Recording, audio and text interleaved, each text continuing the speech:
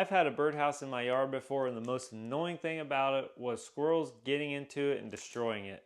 Well, this nifty little setup right here is going to help you be able to stop them from getting up to a birdhouse. Let's open it up and see how it works.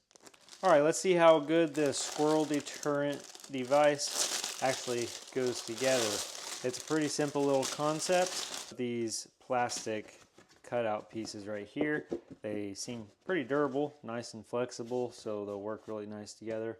And then there is a hardware kit in here that we use to put it together and also keep it in place where it's getting mounted. So when you open up this hardware kit here, there is all the hardware and a little screwdriver and these little rubber pieces here. So let's go ahead and get this put together and see how it works together.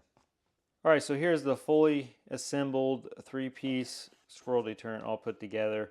Now, before you put it on the pole you're going to use, you will probably want to leave one of these pieces unlocked together so that it will have an easier time getting over the pole depending on what size you use. So they also include these longer bolts right here for this piece that goes around the pole and locks on. There is a shorter pieces that it came with, but I'm going to go ahead and demonstrate with these longer ones on, and they had an extra set of nuts to go with those also. I'm going to put it on a broom handle to demonstrate it so you can see how it sets up. Okay, so this is going to act like the pole that is out in the yard. I'm first going to put this piece on and use the other piece to go in it like that, and then we're going to attach the nuts to tighten this down and lock it in place. All right, so now that we have that on, then we can then take the deterrent plastic piece and bring that down over, and it's going to hang like that.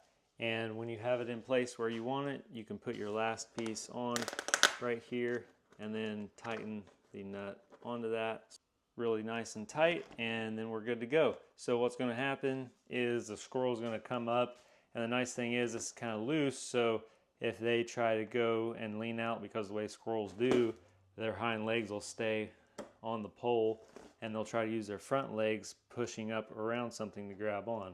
So the nice thing with this staying loose is they're going to try to push up over, and it's just going to go with it and block them even more in that direction.